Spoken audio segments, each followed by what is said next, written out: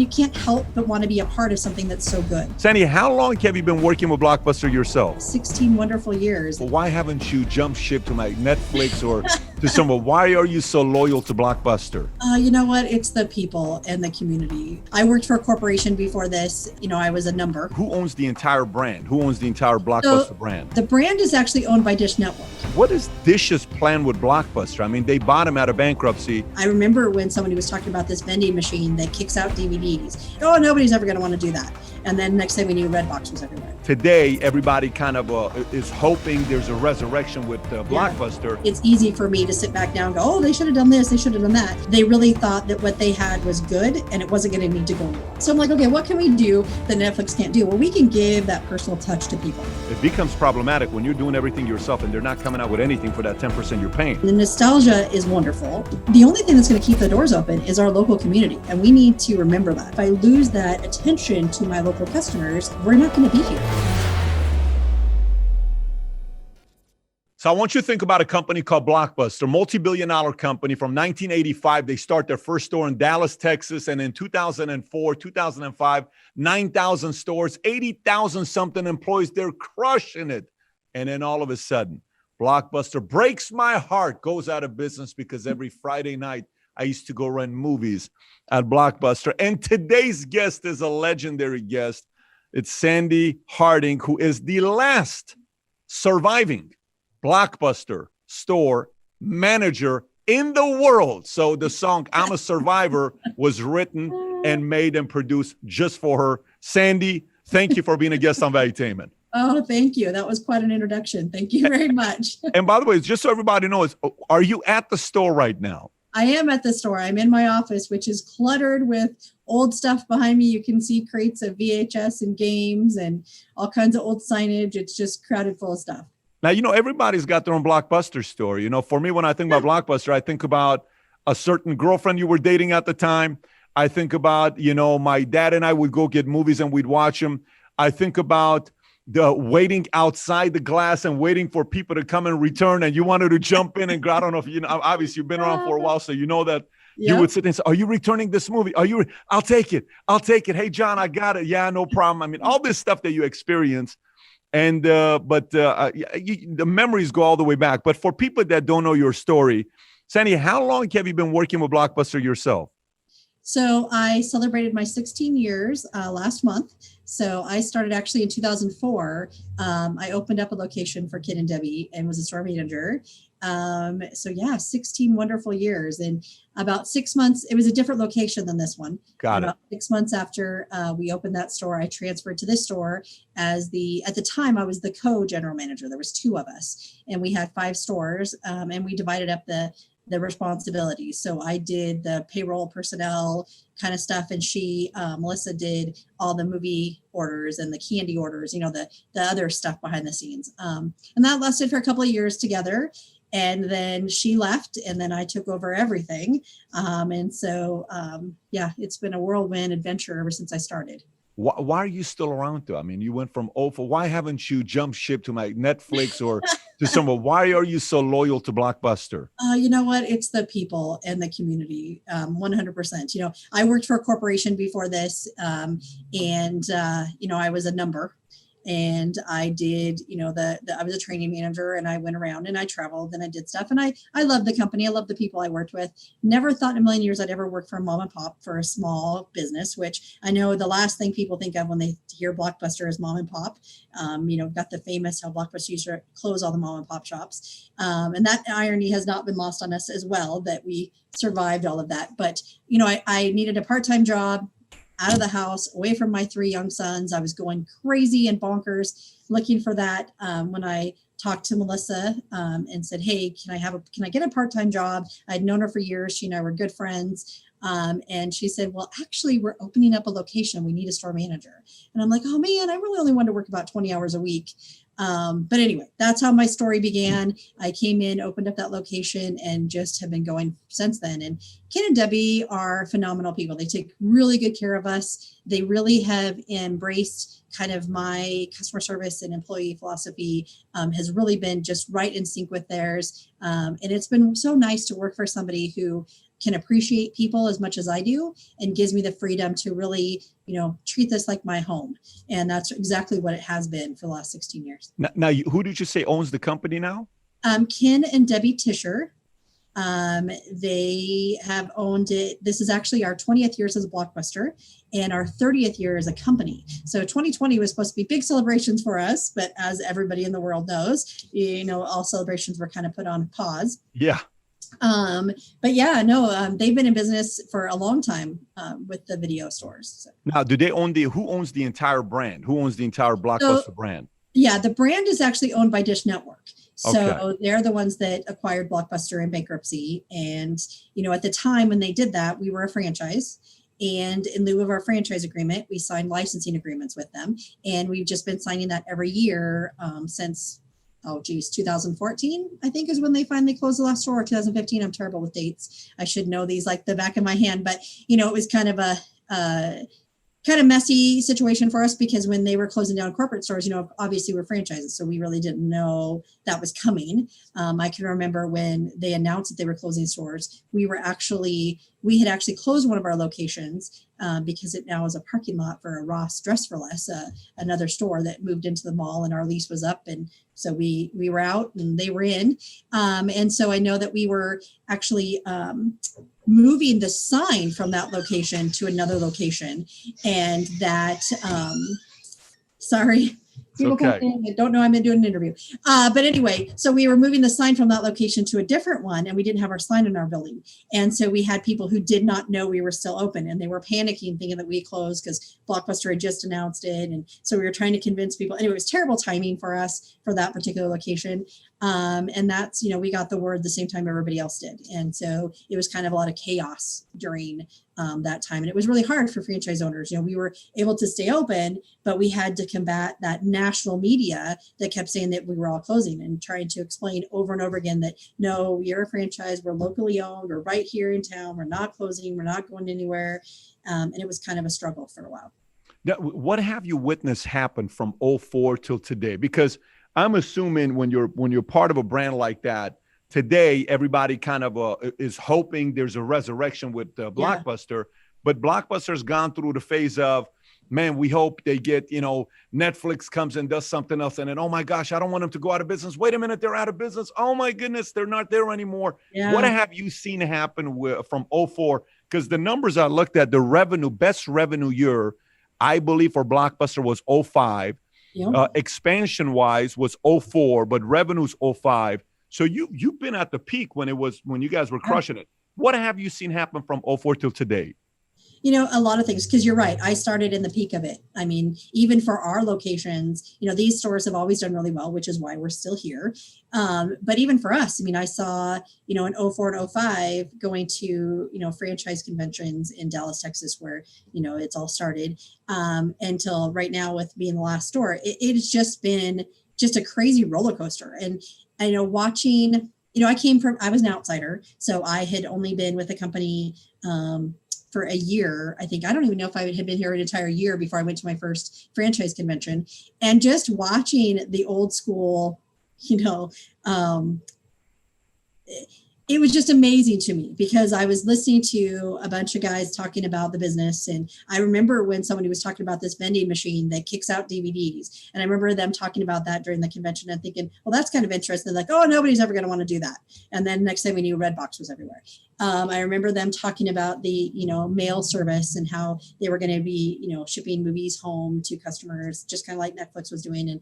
And they were starting to kind of see that Netflix was going to be a player in all of this. But they really didn't appreciate that they were kind of behind the eight ball, I guess you want to say, because they really didn't jump into it when they should have. And that's, I don't want to play the armchair quarterback or whatever and try to second guess, because I certainly wasn't a part of all those decisions. And it's easy for me to sit back now and go, oh, they should have done this, they should have done that. But, I think in a lot of ways, they really thought that what they had was good and it wasn't going to need to go anywhere. And they really underappreciated the fact that people love new. We're Americans. We like the newest toy, the more expensive iPhone. True. As soon as the new iPhone drops, we're out there trying to buy it. Yep. That's what society is like. And And they really underappreciated that and didn't realize that they have to change, they have to adapt in order to stay. Now, go ahead. No, I'm sorry. Go ahead. No, and I was going to say the irony of that, though, is that I say those things, but yet we haven't increased our prices since I started. We haven't really changed other than selling merchandise now. We've adapted to our customers' needs, which I think was the piece that was missing for Blockbuster. They just kept doing their same thing, and they had the late fees. So when I started in August of 2004, we still had late fees. When I opened up our location in December of 2004, that was the end of late fees program, which was a nightmare. And it was horrible. And I understood what they wanted to do, which was tell people, hey, we're not going to have late fees anymore. Come in, rent movies. But unfortunately, the reality of it is you took all these great customers that we had and you made them all angry because now when they come in on Friday and Saturday, there's no movies on the shelf because all your bad customers checked them out and kept them. So, we used to have the guarantee in stock. That went away with the end of late fees program. So now customers were coming and going, well, can I get a guarantee in stock? And we're like, no, sorry, we can't guarantee it now because we don't have late fees and we don't have a return time. I mean, we have return times, but we can't, guarantee those movies are going to be back on the shelf. Anyway, it became a mess. And I think that, they really wanted to do something, but I mean, I know that the documentary, for example, that we have about the store that's coming out and about Blockbuster, and us being the last one, talks a little bit about that and about, they talked to somebody who was like, we went from, having, a large revenue to literally cutting that revenue down by like 3/4 or something crazy. The dollar amount that they talk about that we lost or that Blockbuster corporate lost during that time frame was what astronomical. And I understand they were trying to do something positive for customers, but as a company, you still have to be in business. So, I mean, they probably should have taken a little bit harder look at that. But they also probably should have listened to Red Hastings when he was in there talking about us buying Blockbuster or buying Netflix too. So 50 million, yeah. Yeah. By the way, you're very intuitive. What you just said right there, because our audience is a lot of our audience are entrepreneurs. You just said, by getting rid of late fees, that means if I had to bring it back to you in 3 days or 7 days, now I can take 5 weeks and it's sitting there, but that means you're not able to re-rent that to somebody else. So if you only have 40 of those movies and those 40 movies are out there and it's $4 a pop, that's $160 that's sitting there that I can't make money on it. So instead of trying to win over my existing customers, I try to please my unhappy customers, and I even ended up losing my loyal ones. That's a brilliant lesson for any business person to take away. Well, and we, as our franchise, because we're franchisors, so we weren't obligated to go to the end of late fees program. However, with a national campaign, how could you not? Yeah, that commercial, it was a big commercial that they did. Yeah. It would be incredibly difficult for us not to be a part of that. So, and of course, again, I wasn't a part of that decision because I just, I'd only been with the company less than 6 months. So that was something that Ken and Debbie had to really think about. But I understand that, there wasn't anything else we could do. By 2005, we had seen the writing on the wall and watched how this was a total mess and nightmare. We switched. We went back. And when we went back to a per diem thing. So when a customer, we have our late fees that are different. So back in the past, you didn't return that movie after 3 days, it automatically charged you for a full rental period again. Yeah. And that was a lot of things that customers were upset about because next thing they know, they had a movie that was, 10 days late and they owed $30 in late. Like, that's just crazy. So we didn't do that. When we did it, we were like, okay, we are going to charge $1 a day for every day that they're late. We're going to charge 50 cents a day for the older ones for every day they're late. So we tried to go to something that was more reasonable, that our customers would still have to be responsible to get the movies back, but yet it wasn't going to break the bank and they weren't going to, go into debt to Blockbuster or to us. And of course, it's all about customer service. And I know I would have employees that would come to work for us that worked for corporate stores, and they were much stricter about taking fees off for customer, much stricter about, working with people. Whereas a franchise, we were like, oh no, first time you've had late fees, absolutely. Let's take it off. Let's educate you. Let's make you aware of how the system works so that the next time you come in, oh, you forgot again, we'll cut them in half for you. And then the next time we're like, okay, we've done all these things now. Now So now you got to start being responsible to get your movies back. So, I mean, from a customer service standpoint, you've got to get your customers to that point where they get it, they understand it, they're responsible for it, and everybody's happy.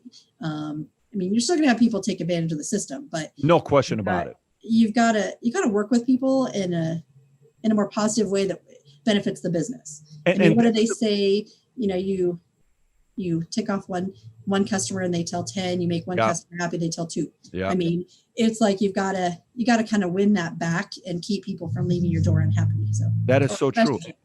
And it's a be back business, meaning, you know, when I say be back, you're winning me over. Like, you know, you have some customers today that just don't like Netflix. So maybe it is the nostalgic, you know, feeling of, let me go over here and I kind of want to go through the experience. Let's go walk the aisles.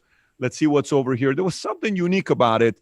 But, you know, going back to what you said when you went to the franchisee conventions back in the days, I think the Blockbuster franchise fee was somewhere between $150,000 to $700,000. It was a big number. You weren't paying a small number. You could end up paying $700,000 to get the whole thing going.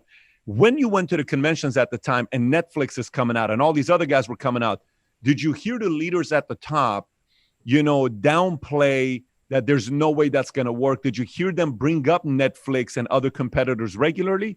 Or was there more people are never going to get away from renting from a movie, you know, renting from a store like ours? We're always going to be in business. What did you hear from the messaging at the top? Now, obviously, I'm saying this. I know you are now working for Blockbuster's franchisee with Ken and Debbie, and Dish owns you. So it's not like you're calling out your existing CEOs. No. I'm just trying to find out like what it was like when you went to the conventions. So there was, you know, when I first started going to conventions, I was, like I said, new. I mean, I had only been with the company for less than a year. So a lot of this stuff was pretty new to me. And I was really just dumbfounded by the kind of schmoozing, I guess you want to call it. It was more that the corporate world would come in and, oh yeah, we're franchise owners, let's go in there, and kind of, you know, they weren't really giving us a lot of information, or at least wise for me, the average franchisee. Now, I don't know, you know, we had the ABF, which was our franchise business consultants. They were, you know, a big group, and I know Ken was involved in that at one point. And I know that they probably had better communication with the corporate Blockbuster higher ups than we did as just the franchisee sitting at the table in the convention room. But from what I saw was just a lot more of them trying to, you know, pat us on the back. Hey, you guys are all doing a good job, you know, kind of give us a lot of lip service. I mean, I guess there's no other, you know, positive way to say it. I mean, that's basically what it felt like. And it didn't necessarily feel like they were taking all of those things seriously to us. It's like you bring up a conversation. It's like, oh, well, we're doing this, this, and this. And of course, everything is all positive. There wasn't, you know, you've been in conference meetings before. Many. With different businesses. And you know how it goes. I don't want to hear what positive things. I want to see action. I want to see results. And it's like, you can give me all the lip service you want. You can tell me how wonderful it's going to be. But if I don't actually see results and I'm not getting any answers, then you're just giving me words coming out of your mouth to make me happy because I'm here for 3 days and then I'm going back home. And it's like, you know, I want to see a real plan of what we're going to do as a result of this. You know, our numbers were starting to go down, and really here at our locations, we had the benefit of not having any corporate stores around us.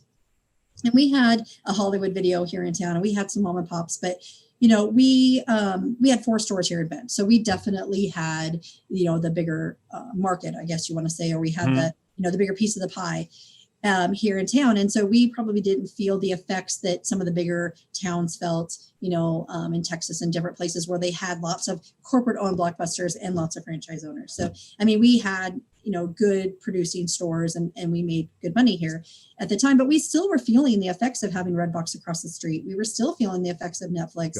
We were still hearing customers coming in going, oh, you work at Blockbuster. Blockbuster's old news. You know, I remember now when I walk into Costco, people see me and recognize me from Blockbuster. They're like super excited and, oh my God, you work at the coolest place ever. I remember when I go into into Costco and different places and not want to tell people I worked at Blockbuster because I didn't want to hear about how negative it was and how, you know, we were all going out of business. So, I mean, it just was very frustrating for me being a newcomer and seeing that, hey, you know, I'm not listening to the same old that you're telling me every time. I don't see results, and I don't understand why you people aren't taking this more seriously. And you know, the franchise owners, I could see the frustration on their faces, the actual owners. I was a manager and I was there more to, you know, find out what the new, you know, POP, which is what they called it, which was the new, what the stores are going to look like.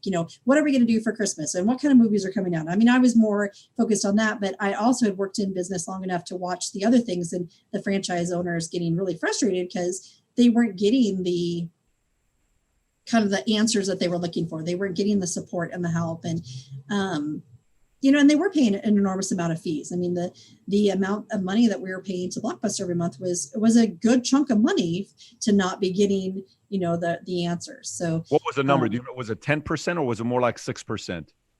I think it was closer to 10, but I don't know because at the time, remember, I was doing a big number. Yeah, I was doing the payroll and personnel stuff, and I wasn't doing the financial stuff. So that'd be more of a question for Ken. But I know it was not cheap. I mean, we were definitely paying them a good chunk, and definitely didn't feel like we were getting our bang for a buck, kind of a thing. That's the thing. That's the thing with franchisee. People don't mind paying the money if the company at the top is doing their part. It becomes problematic when you're doing everything yourself and they're not coming out with anything for that 10% you're paying. It can be very frustrating. What's kept you around? Are you more around because Ken and Debbie have become more family to you? Are you more around because of you just love what the company and the story is all about? Or is it just your personality? You're loyal, you stick around, and you just kind of make it work until they decide to shut down? Which one of the reasons is why you're still around 16 Probably years a little later? bit of all three. I think that I am a very loyal person, and Ken will tell you that I'm loyal to my own detriment, that I tend to work the 60-hour week, even though I'm salary. But at the same time, I mean, you can't help but want to be a part of something that's so good. We're very community focused, and I'm a part of something that's not just good for me, but it's good for all of us. And, we just had the Airbnb event last weekend, which was a lot of fun, but it was very community driven. And it was all about giving back to people here. During COVID, we didn't want to encourage anyone to travel. And so we offered it for $4 a night, which everybody's like, are you crazy? So cool. You could make 100 times that amount every night if you want to do it. But it wasn't about that. It was about the fact that, when the tourism goes away, when the media stops calling me for interviews, the only thing that's going to keep the doors open is our local community. And we need to remember that. So we still are very much a part of that. And, that $4 a night was meant for a customer could come in and rent a movie and take it home, or they could come in and rent the whole store and watch whatever they wanted to for one night. And so it was meant to be kind of a fun thing for just locals to say, hey, thanks for all the years of support. That's awesome. And that is awesome. We've tried to do as many things as we can over the years. And I always give out as many shout outs to the other small businesses in town because, all of our merchandise that we sell online, for example, all of it is acquired through a Bend store, a Bend company. So even if, they're only printing it, if they're still buying it from somewhere else, they're printing it here locally and they're getting paid by me. So, I've had lots of people that have told me, hey, why are you doing that? Why are you not just buying it online and getting it for, at least 30% cheaper than what you're paying now? And I'm like, yeah, but that doesn't bring the money back to Bend. And the whole reason why we're still here is the Bend community. And so I think that people really appreciate that we've done that. Yeah. And the fact that I can work for Ken and Debbie who support me on that and are like, no, you're spot on. It's all about community. It's all about taking care of each other, that we're able to do those things. Now, that doesn't mean we haven't struggled. That doesn't mean that, saving that 30% on those hoodies wouldn't help my bottom line. It absolutely would.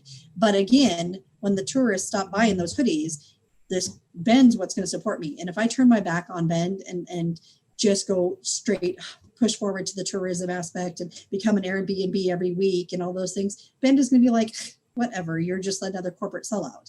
And I don't want to be that. I want to keep being the small, locally owned store we've always been. And the nostalgia is wonderful. I mean, we have people that travel here all the time to see us. And, short of working for Disneyland, I don't think that I could work anywhere else that every customer that walks in the door is happy to see me every day. It's a very positive, happy place to work. And right now in this world, I don't know that I'd want to leave that. I mean, it's just a very wonderful place to be. You said talk about Disneyland, and I think it was in, I don't know what year it was, 08 or so, not 08, a little bit prior to that, when Blockbuster got approval to build an amusement park in Miami, a massive little park that they were going to build. I mean, the stories that they have is insane of what they were doing at one point. But Are you guys profitable right now? Is enough business coming in where you're staying profitable? Okay, that's great. What, going back, I run a business. I have 17,000 insurance agents nationwide. I'm the CEO and the founder of the company. I do this on the side. It's not what I do full time. What were some innovative campaigns where for you, if you were to say, like McDonald's came out with an innovative campaign called Share a Coke, and they would put a name on there, Bob, Mary, Jack. Oh my gosh, I'm not even a Coke person. Jack, let me take you to my friend. Bob, let me take you to work. It'd be cool to share with them. It's a great campaign that they did, right? You see a lot of different companies that do great campaigns. What are some things you think they could have done at that time with the late fee that would have been a great campaign, or even any other campaigns they could have done that maybe would have brought back the customers? I'm sure there's been a lot of discussions, a lot of talks about that. What are some things they could have done?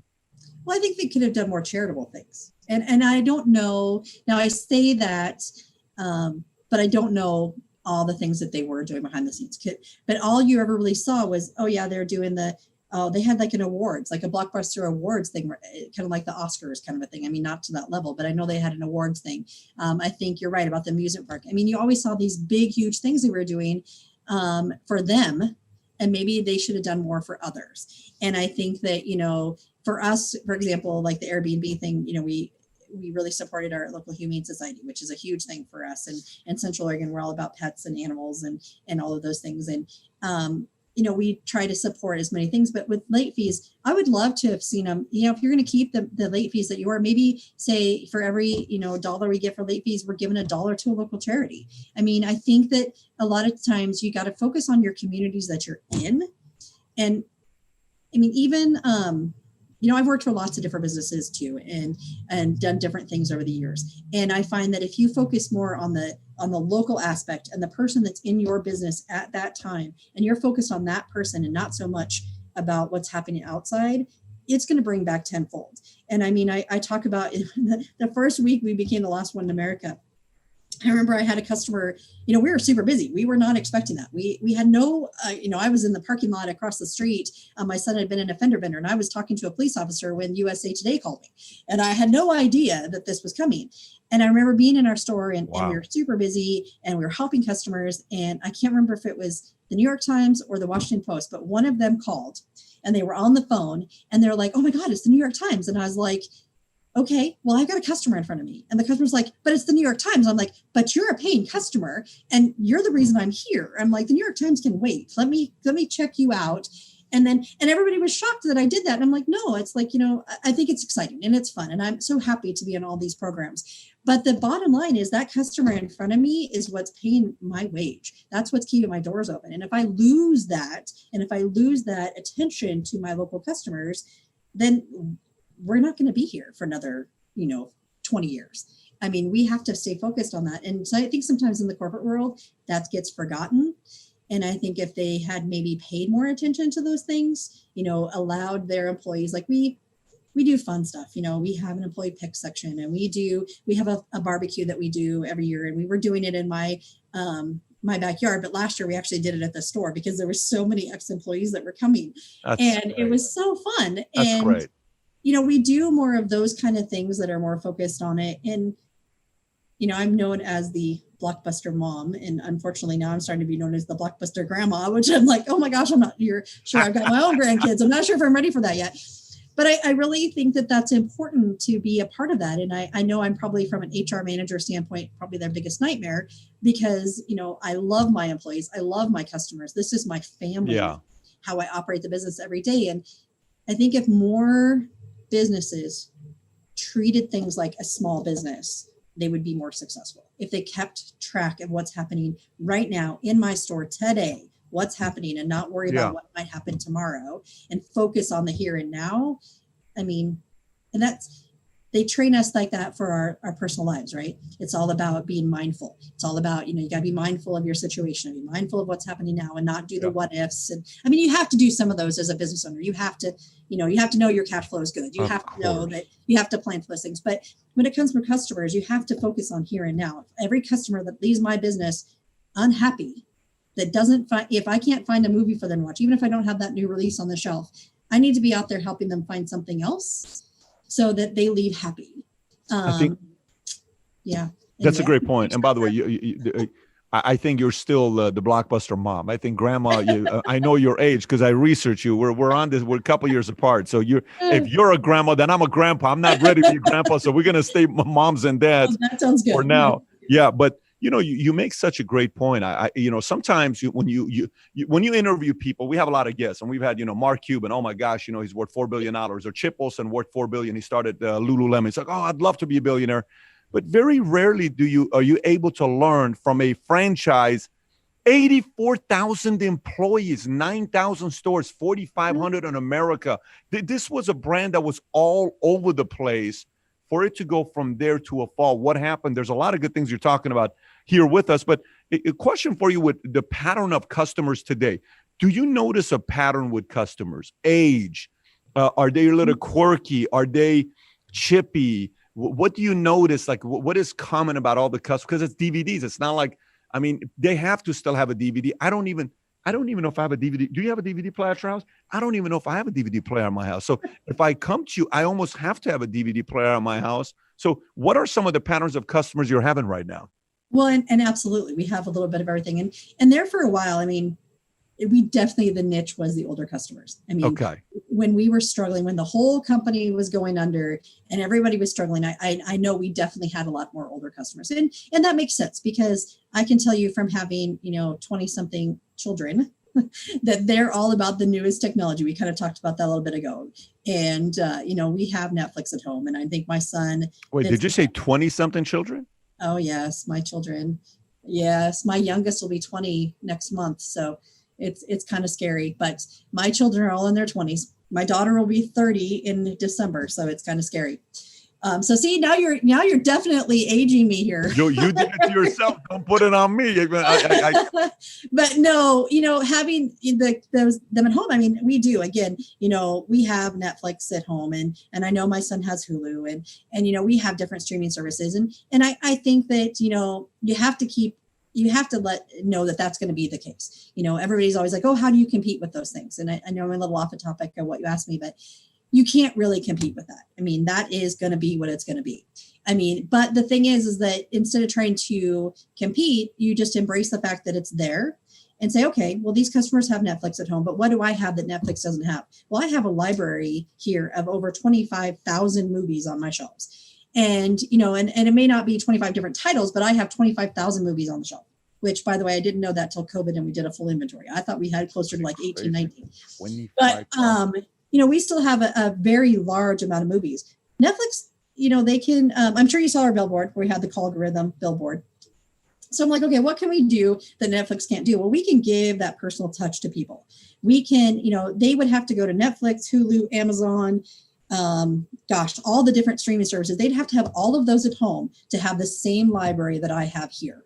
So rather than focusing on what Netflix has, let's focus on what they don't have. They don't have the variety that I have in the store. So that was one of the things that we kept doing. We have a suggestion list for customers. And if I don't have the movie, they tell us what movie they would like for me to see. I search it. Now, I don't buy every single movie because as a company, I can't. If I research something, it's $30. Well, that doesn't make any sense for me to bring that title into the store. Even one customer rents it, I'm paying $30 for, $2. Somebody rents it. I'm not going to make my money back. So I need to make sure that I'm purchasing things that'll be beneficial for the store long term. So there are some times when I have to say no, but customers understand that. And I explain it to them, be like, unfortunately, it's too much. I can't afford to buy that movie. And then a lot of times that customer will be like, well, I'll buy it and I'll just donate it to you. So I can't tell you how many times. Oh, no, I do. We have people donating movies every day. So they'll buy it and they'll watch it and then they'll donate it back, because that part of that is that honesty thing that I have with my customers. They know that if I can do it, I will do it. If I can't, then I'm going to tell them I can't, and here's why. And I think that it's that relationship that we've built with our customers that has come back. And part of it was having that older generation during that struggling period where they appreciated good service. They appreciated my willingness to go out of my way to help them. And they knew that they could always count on me for my honesty. And I think that the older generation really counted on that. And we really kind of fostered a really good working relationship with those customers. And then now with the nostalgia piece, we're seeing all those families come back. and it's kind of come full circle. People, they might still, like I said, have Netflix and Hulu and everything else at home, Amazon and Apple and Disney Plus and everything else that's out there. But what they don't have is they don't have that opportunity to get out of their house, to come to Blockbuster with their kids, something they did with their family when they were younger, and have just an afternoon where they can go pick a movie, and they can actually, their kids can touch it. It's tangible. They love coming in and picking it up and carrying it around. Something you don't get on Netflix. I mean, we talked about that with our algorithm. You can go on there and I know on Netflix, and I know yesterday I was looking at something and I didn't realize under my husband's name instead of my name, and he watches every reality show possible. And I'm like, why are all these reality shows on mine? I don't watch those. I mean, it's great that they have their algorithm, so they'll tell you what you want, but maybe tonight I do want to watch that. Now I've got to go past all the other crap. I got to remember what I'm on that page. I got to search it, or I can just come in here and walk over to the documentaries and pick up a documentary. And that's something that we just had to make sure that we focused on what we do have and not what we don't. So. Yeah, that's very powerful, because that's what choice do you have? What can you do? You can sit there and talk about what you don't have, and it's going to drive you insane. There's no way you're going to compete with them directly in that area. I remember Family Video. I remember Hollywood Video. But I was even today, I forgot. Is it Video 2020 or 2020 Video? I don't know if you remember 2020 Video. It was a spot in LA we'd go rent, and that was my spot. And obviously they're no longer in business, but Blockbuster was Warehouse. Totally forgot about Warehouse. It was Warehouse, Blockbuster, and it was Video 2020. So what is what is Dish's plan with Blockbuster? I mean, they bought him out of bankruptcy. Do they tell you what they want to do? Do they have any idea? They just bought it just to buy it? Yeah, and I think they probably at one point had plans of some things they wanted to do. I don't think they intended to just close all the stores. I think, unfortunately, by the time they got it, it was just in so much trouble, there really wasn't much they could do with it.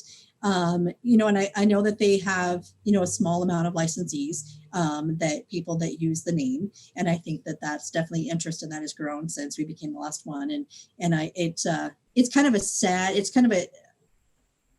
I don't know, probably because I am so loyal, and it frustrates when other people try to take advantage of that situation. But I know even when we were setting up our website, we had done Blockbuster Bend on everything, and we ended up having to do, and I'm going to get this backwards, and my son will laugh at me because he's the one that designed the website with another old manager that we had. But we went to do it, and we had set up our Facebook, and we set up Twitter, and we set up our Instagram one way, and we went to do our website, and someone else had already bought it and opened it up and had a web page that looked exactly like us, representing it as if it was us. And I'm like, what are these people doing? I'm like, I get it. It's an opportunity for you to get your 15 minutes. It's an opportunity for you to make money. And I know that, and I know that's what people are driven by that. And I have no problem with entrepreneurs doing what they need to do to have that American dream. But I'm like, seriously? And I knew that their intention was for us to buy that from them. Well, we are not in a position to do that. So we just had to tweak it and make it something else and just keep going forward. I mean, I couldn't dwell on it. It wasn't something I was going to have to worry about. It just is what it is. And we just move forward. But, I don't know that Dish has big plans for the Blockbuster name. I know that there's certainly people who have called me up and wanted to open up their own franchise or open up their own store. And I kind of laugh. I'm like, yeah, you're right. Right now we're pretty popular and people are coming in renting movies, but I don't think you realize what it was going to take to get your library of 20,000 movies. I don't think you realize, what it takes to actually operate a brick and mortar business. It's not just go open up a store and you're going to become instantly successful. And I think that part of the reason we're still here is we have the nostalgia piece. We have those loyal people that want to come in and support us. I don't know if there was 20 stores left that we would be doing as well as we're doing right now. I don't know if someone popped up one all of a sudden in LA that it's going to do really well, because you're right. Most people don't have DVD players, and they come in and they see us and they support us because they know that we're, not going to be here forever, and they want us to last as long as we can. And that's just the reality of it. And I think that people sometimes forget. I saw a posting today about Family Home Video, which is big in the Midwest. You had mentioned them earlier. But I think that they're getting ready to close some stores. And part of that is because they're struggling right now. And like every other small business across America, everybody's struggling with COVID and the reality of the situations that people have. And I think sometimes people forget that, right now what we have is unique and cool and great because we're we're on our own and we're the last one. And so we have all these awesome things that are happening out there for us. But I don't know that that would be the case if they started popping up Blockbusters everywhere. I think unless somebody was really smart about how they did it, I don't know that that would be super successful. And I mean, we can look back and be like, oh man, what the heck were Blockbuster thinking when they bought, what was it, Paramount or Universal or one of the big, you know, they, was it Viacom, I think, that bought part of that. And they, you know, started funding that studio with money from Blockbuster and it really got it up and going. Well, you know, that was great, but how could they not know that that was going to kill Blockbuster? I mean, you can't take all the money out of one business and push it off into another one without hurting them both. I mean, any smart business person knows that if you've got one dying business and you're funding it from the other successful business, eventually you're going to have two dying businesses if you're not careful. So you have to really be smart about it and make smarter decisions. And I don't know. I'm just a manager here. So I'm again, you're more than a manager. I mean, you're more than a manager. If this doesn't work out for you, you could easily be a consultant for a lot of companies. But did you say Blockbuster.com is owned by somebody else, not Blockbuster? Is that? So no, our website. So your website. I got it. Yeah, okay. The Blockbuster.com is definitely still Dish Network. Okay. They have that name. But when we were trying to do our own website and we were doing the Blockbuster Bend. That makes sense. Somebody had that already. By the way, on your Twitter account, what was really cool is on August 11th, you know this already, Blockbuster decides to send a tweet and they said, hey, just checking in. And it got 954,000 likes, 141,000 retweets. And a few hours later, they said, okay, we've seen enough, checking out. I think it was definitely funny that Dish did that. I think that was right at the same time we were talking about the Airbnb stuff. And so they kind of rolled it out the same day. And I thought that was great. Did you get bombarded when that happened? Or did you get a bunch of calls, customers, people coming in? Did you notice the traffic or no? Yeah, no, we definitely did. And we definitely heard a lot of people from it.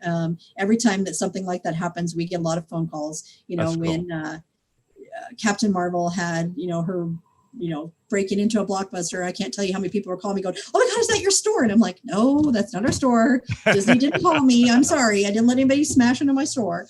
But no, anytime anything like that happens, we get a lot of phone calls. Well, listen, I just wanted to share this story because I think there are so many things all of us can learn from this, but it's also, it takes a very special person to be you. I don't think it's everybody's job to be you. And in a way, it's very obvious you, Ken and Debbie have a very, very great, good relationship together. Yeah. Props to them as owners to be able to keep someone like you and be loyal and for you to do your part and care about the profits as much as the customers, where you become somebody that the owners can just trust to run the place and operate the place. It's tough to find people like you out there. You're very, very hard to find, and you're very, very valuable to a business owner. And Sandi, I just wanted to tell you, I appreciate you for taking the time for being a guest here. And I'll give you the final words. Anything else you want to say to the viewers here before we wrap up? Take care of your small business. Take care of your small businesses in your community. Because they all need lots of love and support right now to keep them open. True. Just don't forget local. Buy local whenever you have a chance. Sandi, you're amazing. Thank you for your time. Thank you. Bye-bye. You know, many times we sit there and we talk to people who are billionaires on how they made their billions, how they became millionaires. How did you become successful? And you only think about all the things they did right and you don't get the blind spots, right? And then you sit down with somebody like Sandi, who's a manager of the only Blockbuster remaining, and she's been there since 2004. And you learn so much more about what to do to make sure your company never fails. Mind-boggling how this interview was with Sandi. It was amazing for somebody like me that's an operator. I run a company to see what things she had to talk about, that they try to focus on all their customers were not happy. By doing so, they lost the customers that were happy. What do you do to keep your loyal customers? You're still going. They still want you to do this. And then all of a sudden you lose everybody. So it was intense. It was a very, very good message for any entrepreneur and business owner to listen to. I got another video I want you to watch if you got a lot of this sit down here. I sat down with Patty McCord. Patty McCord is the former chief talent officer of Netflix. She was with Reed Hastings for 14 years, and she talks about how they operated the company, how they recruited people, how they hired people, how they fired people, what their culture did to get them to where they're at today of $150, $200 billion company, and to go from a company that was irrelevant. She even talks about a story when they went into a room and, everyone's like, oh my gosh, we just crossed 1 million customers. And Reed's like, awesome, you guys can celebrate, but I'm off to 5 million. She tells all these stories. If you've not watched that interview, it's a powerful one. Click over here to watch that interview. And if you've not subscribed to the channel, please do so. Thanks for watching, everybody. Take care. Bye-bye.